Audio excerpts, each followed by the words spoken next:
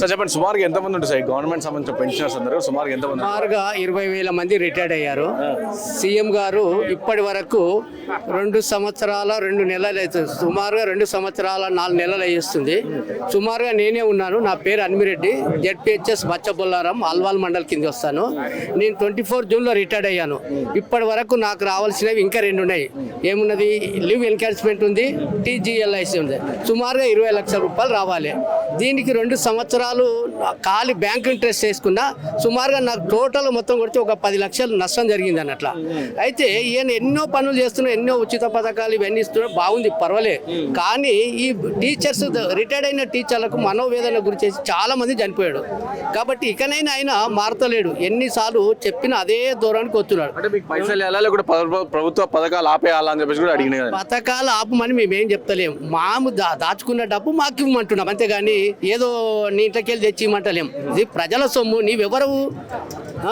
Free bus పెట్టినావు, బాగానే ఉంది. దాన్ని నీ ఒకటే పథకం, నీవు 420 పథకాలు ఒకటి సక్సెస్ అయింది. ఫ్రీ బస్ ఒకటే. ఆ ఫ్రీ బస్ ఆర్టీసీ వాళ్ళు గిట ఈ రోజు వరకు వాళ్ళకిట నీకు డబ్బులు ఇవ్వలేకపోతున్నావు. ఎందుకు ఈ వ్యవస్థ ఎందుకు ఇట్లా తయారైంది? ఇప్పుడు నీకు చేత కాకపోతే మంచి ఇంట్లో కూర్చున్నాలి. 3 పదవులు ఎందుకు? విద్యాశాఖ మంత్రి, మున్సిపల్ శాఖ మంత్రి, తర్వాత ఎడ్యుకేషన్, ఇవన్నీ పెట్టుకొని ఎవరికి ఎప్పుడు కానీ శాఖలు అనేది ఎవరి పనులు వాళ్ళు చేస్తున్నారు. విద్యాశాఖ మంత్రి ఉన్నాడు, మేము పోవాలంటే ఆయన కలవడానికి వస్తుందా? ఎన్నోసార్లు ప్రజాభవన్ పోతే లెటర్ తీసుకుంటాను కానీ ఇవ్వడం లేదు. మరి ఎందుకొరకు? నేను ప్రజాపాలన చేస్తున్నా, ఏం పాలన చేస్తున్నా అర్థమైతలేదు. కాబట్టి ఆయన సుమారుగా 3 సంవత్సరాలైంది, మాకు పిఆర్సీ రాలేదు. తర్వాత 6 డిఏలు ఏ ప్రభుత్వంలో ఎక్కడ ఏ రాష్ట్రంలో ఇట్లా లేదు. కాబట్టి ఈయన మంచి వ్యక్తే కానీ ఏం చేయలేకపోతున్నాడు. రాష్ట్రం ఆర్థిక పరిస్థితి బాగాలేదు, దివాలా తీసేటట్టున్నాము. సో నన్ను కోసుకున్నా సరే ₹1, ₹2 కూడా రావని చెప్పి లాస్ట్ టైం కూడా చెప్పారు కదా మీటింగ్. ఆయన ఆ పథకంతోనే హైడ్రా తెచ్చిండు. హైడ్రా తెచ్చి అందరు ఇల్లు కూలగొట్టి ఆ డబ్బులన్నీ ఇంటికి వేసుకుంటున్నాడు. హైడ్రా రంగనాథ గీట మంచిగా మొన్ననే ఇచ్చింది హైకోర్టు, బాగా జులుకిచ్చింది. కాబట్టి డబ్బులు లేవన్న పరిస్థితి కాదు. డబ్బులు లేకపోతే సంసారం చేయొద్దు. నీకు చేత కాకపోతే కూర్చున్నాలే. సెంట్రల్లో బీజేపీ ప్రభుత్వం ఉంది. వాళ్ళు ఎక్కడైతే రాష్ట్రాల్లో ఉన్నారో ఆ రాష్ట్రాల్లో ఉన్న వాళ్ళంతా రిటైర్డ్ కాగానే అదే రోజు వాళ్ళకి ఆ మంత్ ఎండింగ్ లోపల డబ్బులు ఇస్తున్నారు. మరి నీకెందుకు అయితే లేదు? నీకు అన్ని పథకాలకు ఉన్నాయి డబ్బులు. కేవలం ఈ టీచర్స్కు రిటైర్డ్ ముసలి వాళ్ళు చూడండి ఎంత 60, 50, 60, 70 ఏళ్ళు, 80 ఏళ్ళు వచ్చిన వాళ్ళు ఇటు ఇక్కడికి వచ్చారు. మరి వాళ్ళందరికీ ఎంత ఇబ్బందితో వస్తుంది? వాళ్ళకి నిద్ర లేకుండా అయిపోయింది.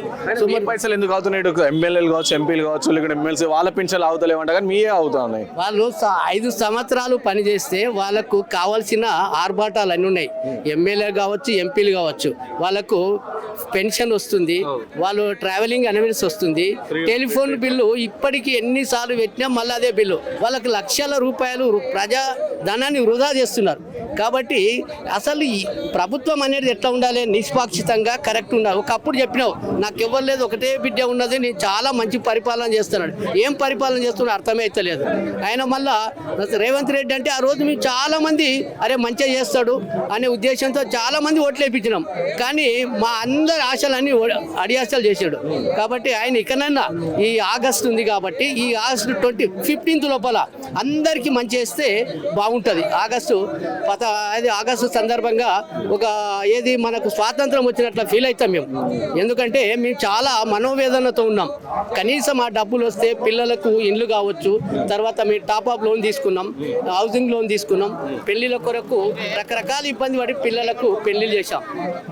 వాళ్ళకందరికీ అప్పులు తీర్చుకోవాలంటే మేము ముఖం చూపలేకపోతున్నాం. వచ్చిన వాళ్ళు ఏం చేస్తున్నారు అంటే మీకు ₹1 బయట ఇవ్వలేకపోతున్నారు. రిటైర్డ్ అయిన టీచర్ వేస్టీలు వీళ్ళకి డబ్బులు రావు ఏం రావనే ఉద్దేశంతో ఉన్నారు. కాబట్టి ఆయన మనసు మార్చుకొని ఆయన అనుకుంటే చేస్తాడు, కానీ మొండి వైఖరితో ఉన్నాడు. అన్ని సంఘాల నాయకులంతా తొత్తులాగా అయిపోయారు. అన్ని సంఘాల వాళ్ళకి ఏమి ఇచ్చారు? ఓడి సౌకర్యం ఇచ్చారు. ఆ ఓడి సౌకర్యం ఇవ్వడం వల్ల వాళ్ళు ఎవ్వరూ ఆయనకు ఎదురుగా మాట్లాడతలేరు. ఉదాహరణగా పిఆర్టీ ఉన్నది, ఎస్టీ ఉన్నది, యూటీఎఫ్ ఉన్నది, ఒకటి మునగాన సంఘం, తాపస్ సంఘం ఒకటే. మొన్న 5-6 వేల మంది ఇక్కడ వచ్చి ధర్నా చేయడం జరిగింది. దాన్ని మరి పేపర్ వాళ్ళు గిట్ట ఏమి చేయలేకపోతున్నారు. మరి బట్టి విక్రమార్క ఆర్థిక శాఖ మంత్రి ఉన్నాడు కాబట్టి కాబట్టి ఆయననే ఆలోచించాలి. నేను చాలా బాగా చేస్తున్నా ఏం బాగా చేస్తున్నా ఏమో తెలియదు, ఆయనకే తెలవాలి. నేనే దగ్గరుండి ఓట్లు ఇప్పించారు. ఇప్పుడు మళ్ళీ నెక్స్ట్ రాబోయే తరంలో 2037 వరకు నేనే సేమ్ ఉంటా అన్నారు కదా, మళ్ళీ ఇస్తుంటారు. నీ ఎత్త మళ్ళీ ఉంటారా? ఇంతకు ముందు అన్నాడు కాంగ్రెస్ అంటే అది ముస్లిం అంటే కాంగ్రెస్ అన్నాడు. కాబట్టి ఆయన ముస్లింలో టోపీ పెట్టుకొని ముస్లిం వస్తే ఓట్లు ఎవరు వేస్తారు? హిందువులు చెప్పండి. ఎట్టి పరిస్థితిలో ప్రభుత్వం రాదు. 100% ప్రభుత్వం వచ్చే అవకాశమే లేదు. కాకపోతే మంచిగా చేస్తే ఏమైనా కొంత మార్పు వస్తుంది. కానీ మార్పు కావాలని ఏం మార్పు వచ్చింది చెప్పండి? ఎక్కడ అందరూ నిరుద్యోగులు అట్లే ఉన్నారు, ఆర్టీసీ వాళ్ళు అట్లే ఉన్నారు, ఎంప్లాయీస్ అట్లే ఉన్నారు. ఎంతో మంది ఆయన ఎడ్యుకేషన్ మినిస్టర్ ఇంతమంది రిటైర్డ్ అయినాక డిఎస్ చేసిండా? డిఎస్సీ లేడు.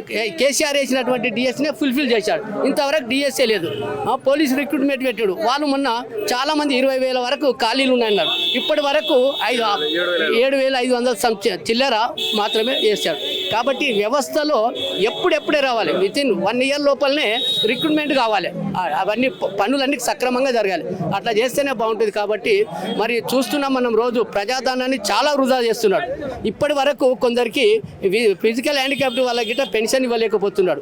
తర్వాత చాలామంది ఏది మన రేషన్ కార్డు ఇవ్వలేకపోతున్నాడు. కాబట్టి ఇవన్నీ ఆలోచన చేసి ఎట్టి పరిస్థితి ఈ ప్రభుత్వాన్ని మళ్ళా మేము ఓటు మాత్రం వేయము.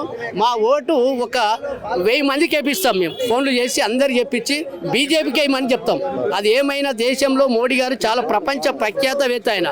అలాంటి వ్యక్తి ఉండాలన్నారు. కర్ణాటకలో మొన్న సీఎం అన్నారు ఇలాంటి వ్యక్తి మోడీ దేశానికి అవసరమని అన్నాడు. కాబట్టి ఈయన గిట ఏబీపీ కార్యకర్తనే సీఎం గారు. కానీ మరి ఎందుకే రాహుల్ గాంధీకి, ప్రియాంక గాంధీకి, సోనియా గాంధీకి తొత్తులాగా మారాడు. తొత్తుగాడు ఈయన గట్టి మొనాడే. కానీ ఏం చేస్తున్నాడు?